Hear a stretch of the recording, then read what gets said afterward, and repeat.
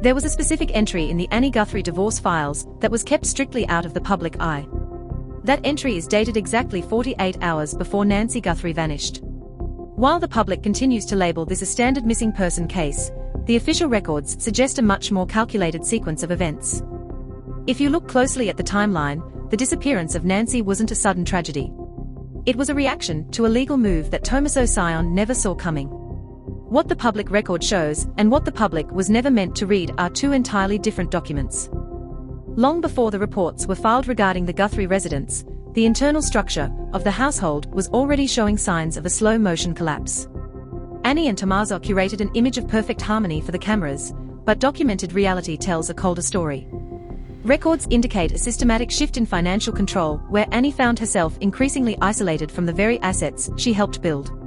Tomaso's world was built on spreadsheets, algorithms, and leverage. In his eyes, emotions were just liabilities. Annie, to him, she was merely an account holder.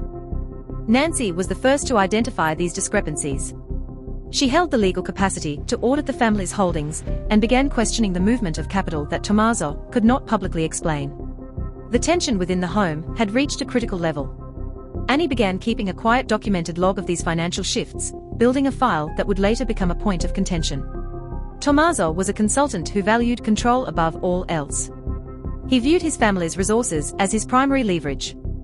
When Annie finally made the administrative decision to initiate a divorce, the domestic environment shifted from cold indifference to active confrontation. She was not just ending a partnership. She was challenging a man who viewed her family and her mother Nancy as obstacles to his autonomy. Every day for Annie became a masked performance. She was living with a man who was already planning his next move. Annie remains the central figure in this narrative. A woman who balanced public appearances with the growing need to protect her future. For months, private records reveal her existence in a state of controlled isolation, separated from the financial tools she required to escape. Her media appearances were not just grief-stricken statements. They were carefully managed communications, aimed at shielding herself from further escalation by Tomaso. She was not a passive observer of her own life. She was calculating a survival strategy while trapped in a house where her husband held all the cards. Annie knew that the wrong word at the wrong time could provoke an irreversible reaction. To the consultant at the heart of this investigation projected an image of professional stability. However, his actions within the Guthrie home tell a story of desperation. His motivation was not domestic peace, but the need to maintain his hold on the family fortune. Tomaso understood that the arrival of Nancy was the final threat to his operations. He viewed Nancy not as a relative, but as an auditor who possessed the power to dismantle his entire professional structure. To Tomaso, the events of early February were a tactical necessity to regain total influence. He wasn't just managing a marriage, he was managing a hostile takeover of his own household. The financial filings leading up to the February disappearance are impossible to ignore. A transfer of $250,000 was moved from a joint account controlled by Annie and Tomaso to an offshore entity. The record does not explain this gap. Julian Bain, forensic accountant. This was not a standard business transaction. It was a clear sign that Tomaso was liquidating assets in anticipation of a change in status. He was depleting the wealth that Nancy had fought to amuse and protect, effectively funding his own interests at the expense of the family. Beyond the initial transfer, digital forensics uncovered a secondary layer of manipulation. Internal network logs from the Guthrie residence show that on the evening in question, the primary server was subjected to a deliberate remote wipe. The metadata confirms this was not a system glitch, it was a manual override. Marcus Thorne, cyber forensics lead. This digital scrubbing targeted specifically the encrypted communications between Annie and her legal counsel. The timing of this wipe occurring minutes before the disappearance suggests an organized effort to erase the paper trail connecting Tomaso to the motive for the crime. The phone records provide further context. In the hours preceding the disappearance, Annie made a series of urgent calls to her legal team, aiming to finalize the divorce filings that would legally distance her from Tomaso. The record does not explain this gap. Detective Mark Halloway, Major Crimes Division. These were not the actions of a woman unaware of her surroundings. They were the actions of someone acting against a clock. While Tomaso claimed to be unaware of the impending split, the data proves he was monitoring every move Annie made right until the moment the situation escalated. The silence in those call logs is not an absence of evidence. It is the evidence itself.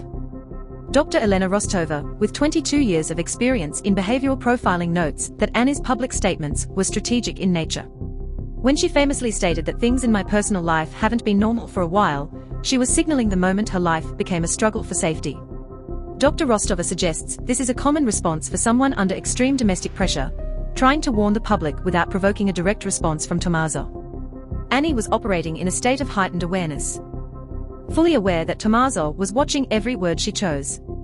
The psychological profile of Tomaso is that of an individual who feels his authority is being challenged. He acted under the belief that he could isolate Annie and neutralize Nancy through intimidation. He treated his family as variables to be managed in his quest for immunity. The way Tomaso managed his public image after the disappearance suggests he was already rehearsing his narrative, relying on his professional reputation to deflect scrutiny. He never expected Annie to risk everything to bring the truth of her situation to the light of day. He underestimated her, and that miscalculation is exactly where the narrative began to unravel. The geography surrounding the events paints a dark picture. The distance between the Guthrie residence and the Northern Warehouse district is significant, and the time taken to move between these locations is difficult to reconcile with Tomaso's claims. Tomaso insisted he was miles away during the critical window of the disappearance. However, the signal data from his mobile devices places him near the warehouse for an extended period. No official statement accounts for this discrepancy. Moreover, vehicular tracking logs indicate a second unauthorized stop in a music secluded forest tract 5 miles outside the city limits. The telematics confirm a 14-minute stationary period with the ignition off. Vehicle analytics report. This stop occurred in a terrain that offers zero cellular coverage, creating a blind spot that conveniently aligns with the period Nancy was reported missing. The fact that Tomaso has never provided an explanation for this D2 or his presence in such an inaccessible area remains one of the most glaring inconsistencies in his testimony. This facility, owned by a holding company linked to Tomaso, remains an unexamined variable in this inquiry. While the public focuses on the home, the evidence of Nancy's fate could be tied to that specific location. The geographic data doesn't just show a delay, it shows a destination. The fact that the authorities have not secured this site is the single most concerning failure of the investigation. The events follow a known structure in high-acid disputes where power is concentrated in one individual. The isolation of Annie was the first step. The predatory manipulation of the family fortune by Tomaso was the second. Finally, the use of Nancy as a pawn to halt the divorce proceedings was the inevitable tragic conclusion. The pattern is clear to anyone who examines the sequence of choices made by Tomaso in the weeks leading up to the incident. The same access, the same gaps, the same silence where documentation should exist. A pattern does not constitute proof. But a pattern does not appear without a reason. Everything you have heard until now follows the timeline provided by the official reports. However, there is a piece of evidence currently in the hands of the District Attorney's Office that has not been disclosed. A notarized document proving that Annie had initiated the divorce proceedings against Tomaso exactly 48 hours before her mother disappeared.